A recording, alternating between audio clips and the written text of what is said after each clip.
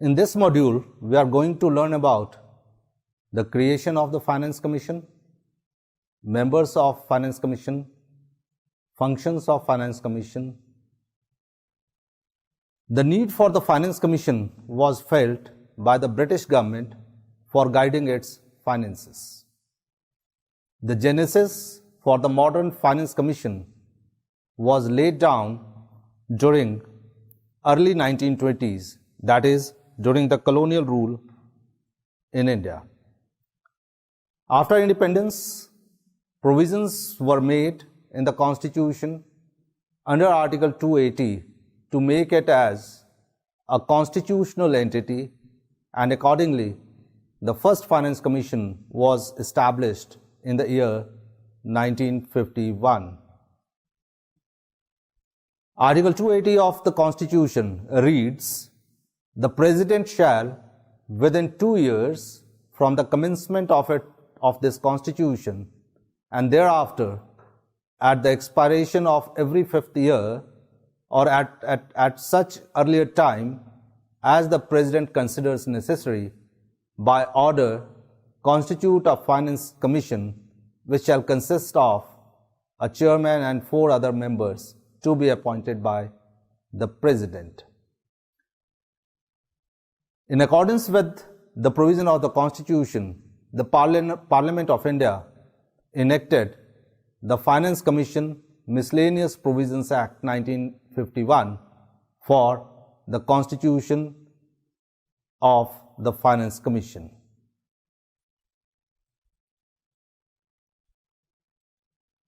As far as the composition of Finance Commission is concerned, the Constitution itself gives the number, that is, it shall consist of a chairperson and 4 other members. With regard to the qualifications of the members of the Finance Commission, it is provided that the chairman shall be selected from among the persons who have had experience in public affairs. As far as the 4 members are concerned, it is provided that they have been or qualified to be appointed as judges of High Court, or have special knowledge of the finances and accounts of the government, or have had wide experience in financial matters and in administration, or have special knowledge. Section 4 of the Act provides that the President shall also satisfy himself that the member will have no such financial or other interest as is likely to affect prejudicially his function as a member of the Commission. The section also empowers the President to ask the member to furnish any such information which is necessary and required by him for performing his duties entrusted under this section. Besides the qualifications, there are also certain disqualifications which are provided so that the members perform their work with integrity and honesty. The disqualifications, according to Section 5 of the Act, are: the member who is to be appointed as member and after being a member of the Commission shall be disqualified if he is found out to be of unsound mind, or he is an undischarged insolvent, or if he has been convicted of an offence involving moral turpitude, or if he has such financial or other interests as is likely to affect prejudicially his functions as members of the Commission. With regard to the term of office and service conditions of the chairman and the members, the Act provides that the chairman and the members are entitled to hold office as specified in presidential order, appointing him as chairman or member of the Commission.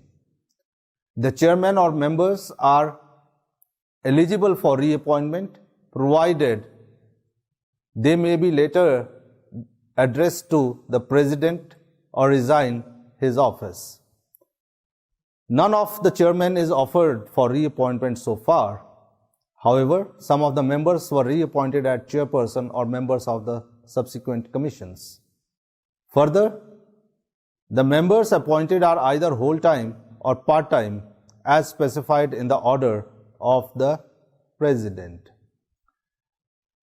With regard to the functions of the Commission, Article 280 envisages that it shall be the duty of the Commission to make recommendations to the President as to, number 1, the distribution between the Union and States of the net proceeds of taxes which are to be or may be divided between them, and the allocation between the states of the respective share of such proceeds. Number 2, the principles which should govern the grants in aid of the revenues of the state out of the Consolidated Fund of India, the measures needed to augment the Consolidated Fund of a state to supplement the resources of the panchayats in the state on the basis of recommendations made by the Finance Commission of the state.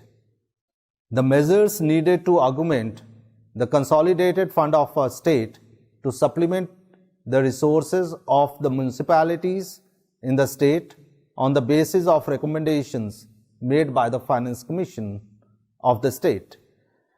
Any other matter referred to the Commission by the President in the interest of sound finance. With regard to the procedures and powers of the Commission, the Act provides that the Commission is endowed with all the powers of a civil court under the Code of Civil Procedure 1908. Specifically, it has powers related to summoning and enforcing the attendance of the witnesses, requiring the production of any document, requisitioning any public record from any court or office. The Commission is also empowered by the Act to require any person to furnish information on such points or matters as in the opinion of the Commission may be useful for or relevant to any matter under the consideration of the Commission. The jurisdiction of powers, attendance of witnesses is whole of the territory of India. With regard to the term of reference of the Finance Commission, the Finance Commission is constituted with specific terms of reference normally decided at the time of its appointment. But additional functions or matters may also be entrusted to it by the President, and that has been followed many times by the government. For example, the term of reference for the 14th Finance Commission, constituted on 2nd January 2013 in para 4 of the notification, states, the Commission shall make recommendation as to the following matters, namely, the distribution between the Union and the States of the net proceeds of the taxes which are to be or may be divided between them under Chapter 1, Part 12 of the Constitution, and the allocation between the states of the respective shares of such proceeds. Second, the principles which should govern the grants in aid of the revenues of the states out of the Consolidated Fund of India, and the sums to be paid to the states which are in the need of assistance by way of grants in aid of their revenues under Article 275 of the Constitution for the purposes other than those specified in provisos to the Clause 1 of that article. And number 3, the measures needed to augment the Consolidated Fund of a state to supplement the resources of the panchayats and municipalities in the state on the basis of the recommendations made by the Finance Commission of the state. With regard to the role and the working of the Finance Commission, its first major role comes in the preparation of federal scheme for finances. The Finance Commission prepares a federal finance scheme basically to serve two broad purposes. Number one, augmenting the state's own limited resources from the surpluses of the Union, and number two, to ensure the transfer of funds in such a manner so as to assist adequately the states with comparatively less capacity to raise resources.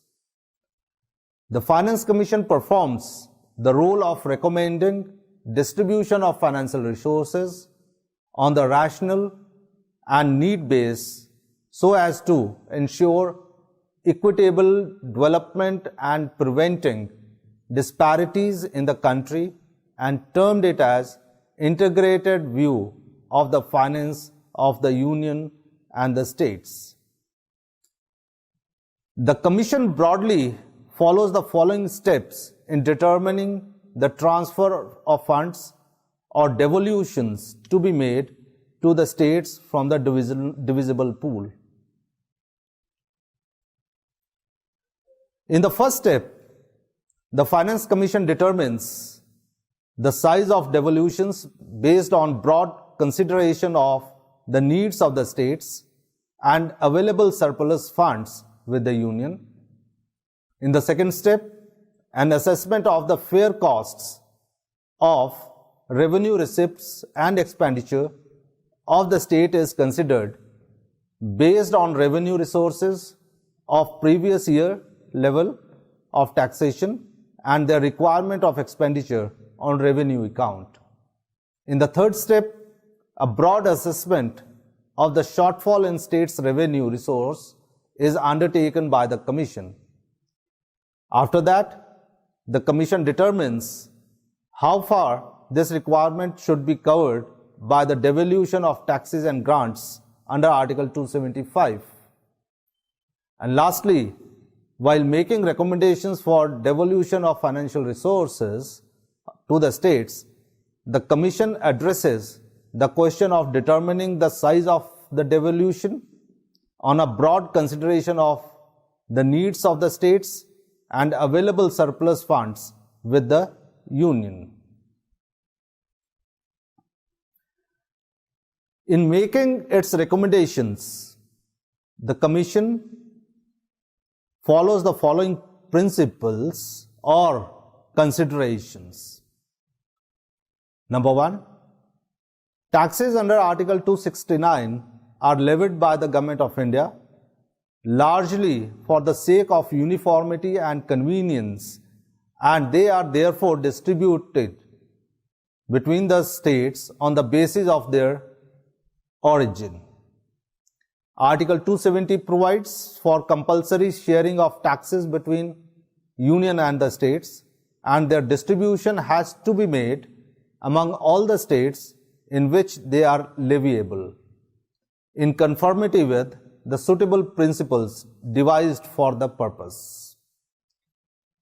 Article 272 provides for sharing of Union excise duties, which were to be paid from the Consolidated Fund of India, but the 10th Finance Commission provided for sharing of proceeds of all the Union taxes and duties with states except for the central sales tax, consignment tax, surcharge on central taxes, and earmarked cesses.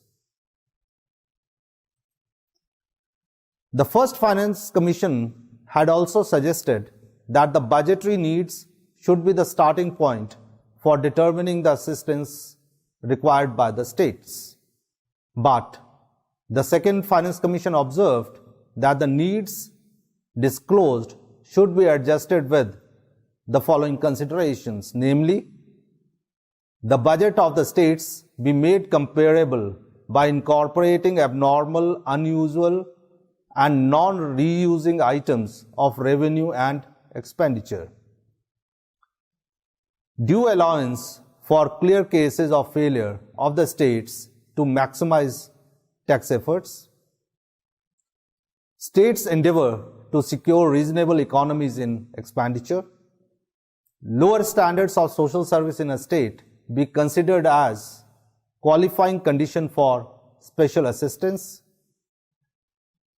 Special disabilities due to abnormal conditions and beyond state's control required to be suitably compensated. Grants for the advancement of broad purposes of national importance like primary education of the states, which are backward on that count, be given.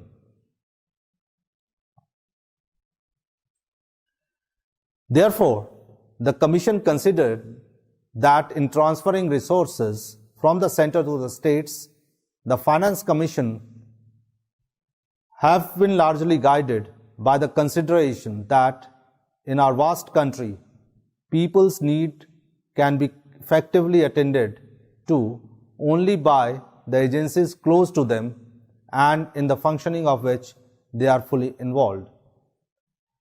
Accordingly, the Sixth Finance Commission also recommended the need for ensuring the even development of the different areas within a state, which in the opinion of the Commission can be ensured only through a significant measure of decentralization of powers and resources in favor of local bodies at district, block and village levels.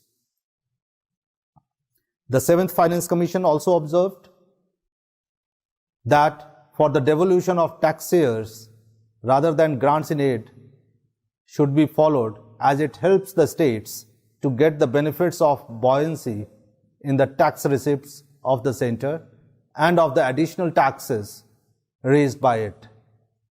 In this regard, the Commission viewed that the grants in aid element in the transfer schemes should be, as far as possible, be a residual item, and the attempt should be made to make the bulk of transfer through tax shares.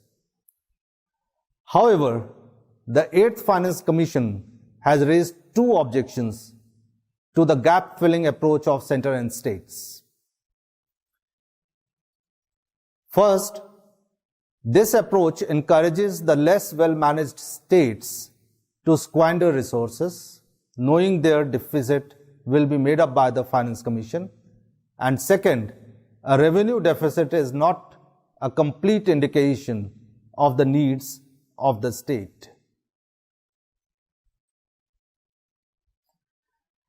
The quantum of physical transfer is assessed on the availability of the resources and expenditure requirements of the center and the states, obviously on the basis of certain principles and norms.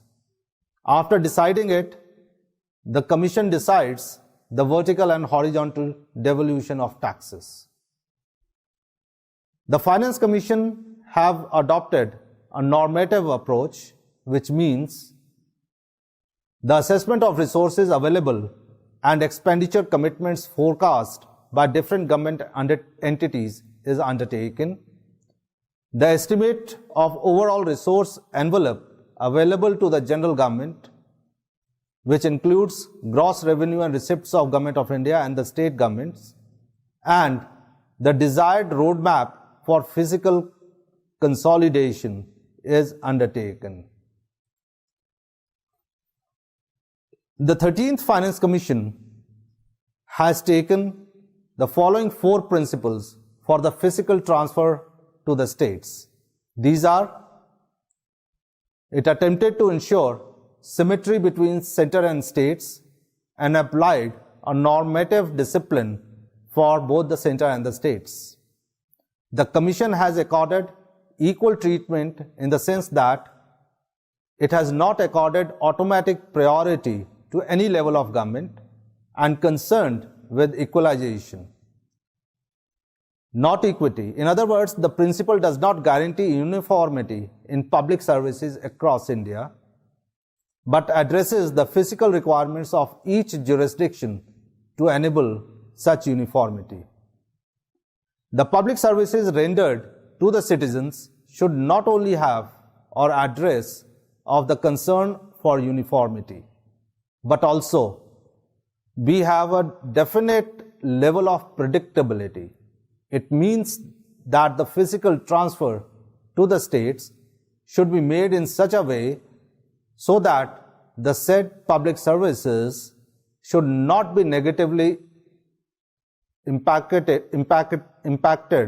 by uncertainties and or vitalities regarding resource flow. There is a complex set of intergovernmental institutional framework in India, and the institutions like Planning Commission, Finance Department, planning boards of different states, state finance commissions, the judiciary and the legislature, in addition to Finance Commission, constitute this kind of arrangement for determining and mobilizing the allocation of public resources. The 13th Finance Commission also sought to maintain the incentive component with the devolution formula. With regard to the principles governing the design of grants, the amounts of grant in aid provided to the states by different finance commissions have been under constitutional obligation of the Union Government as per Articles 273(1) and 275 subclause 1. There are other grants which have been given to the states, and these are grants for reducing disparities in the availability of various administrative and social services across states, grants to meet special financial burdens emerging as a result of peculiar conditions in a certain specific states, grants to provide resources for specific activities considered to be national priorities. Article 280 subclause 3 and Article 275 entrust the duty to the Finance Commission to make recommendation with regard to the principles which should govern the grants in aid and the specific sums to be paid to the states which are assessed to be in need of assistance. The Second Finance Commission recommended the following principles with regard to grants in aid. The eligibility of the states to grants in aid and the amount of such aid should depend upon its fiscal need in a comprehensive sense.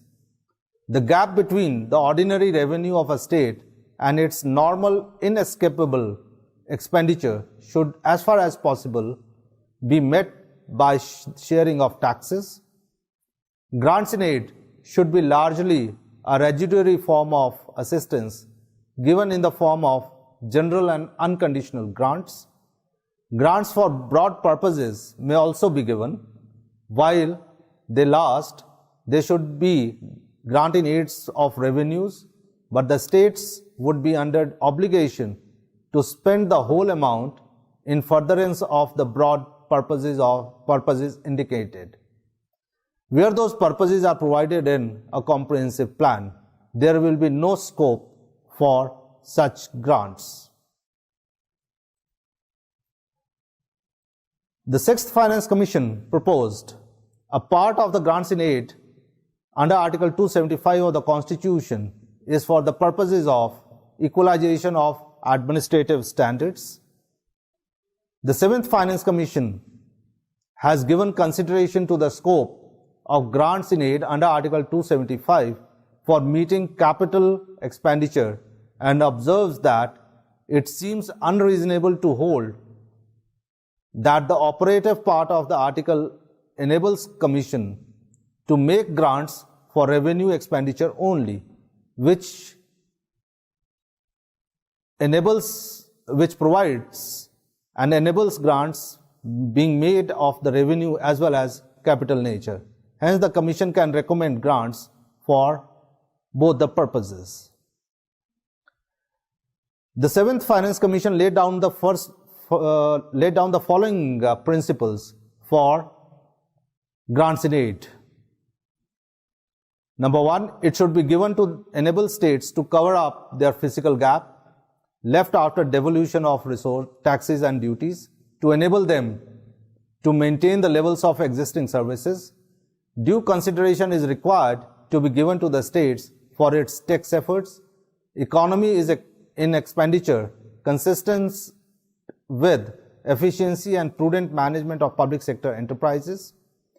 Grants in aid may be made as correctives to narrow down disparities among states in terms of the availability of administrative and social services. The objection is to extend services to all citizens with certain basic national minimum standards of such services. Grants in aid may also be given to the individual states to enable them to meet special burdens.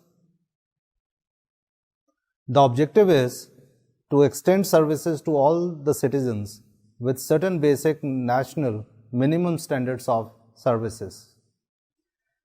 Grants in aid may also be given to the individual states to enable them to meet special burdens on their finances because of their peculiar circumstances on matters of national concern. The 13th Finance Commission has also observed that the grants can also be given to the states to reduce disparities in the availability of various administrative and social services across states, allow particular states to meet special financial burdens emerging as a result of their peculiar circumstances, and to provide resources for specific activities considered to be national priorities. It also states that the objectives of extending grants need to be to ensure additionally of resources, that is, the overall result of the grant should be to reduce the deficit in resources to provide public goods, to improve transparency and accountability, and enabling a feedback route in improving policy formulation and implementation, and to assist in better monitoring of expenditure by providing incentives to performance or prescribing conditions for extending grants. As far as the resources to the local bodies is concerned, the Constitution Amendments 73rd and 74th has entrusted the duty to take measures needed to augment the consolidated fund of state to supplement the resources to the panchayats and municipalities in state on the basis of the recommendations made by the Finance Commission of that state. The provisions inserted by amendments had become effective before the 10th Finance Commission finalized its report.